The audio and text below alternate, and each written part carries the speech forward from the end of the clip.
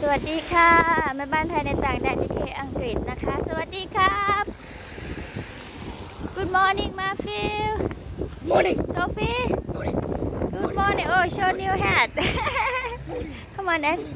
Mommy, I got this one. yeah can't see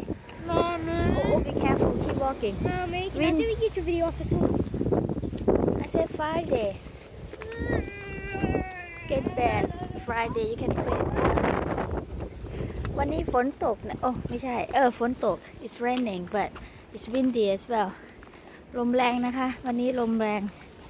อากาศก็ไม่ได้หนาวเท่าไหร่แต่ลมแรงอากาศวันนี้ฟ้าครึ้มอย่างเงี้ยไม่เห็นแดดเลย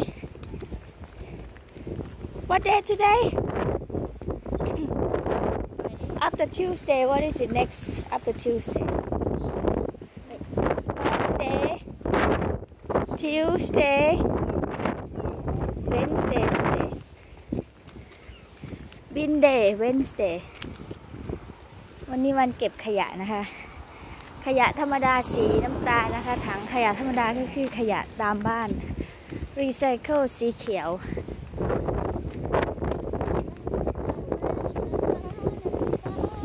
ได้ยินเสียงลมไหมคะ Windy Windy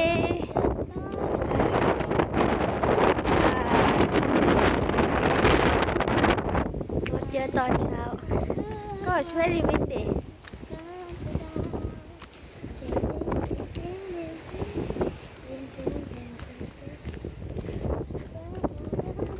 เดินฝั่งทางนี้นะคะเดินไม่ไกลนะคะออกจากบ้านมาแล้วก็เดินตามธรรมดาทุกวันที่เราเดินกัน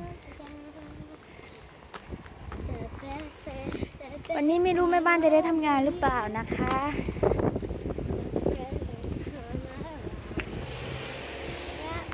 ไปส่งลูกค่ะ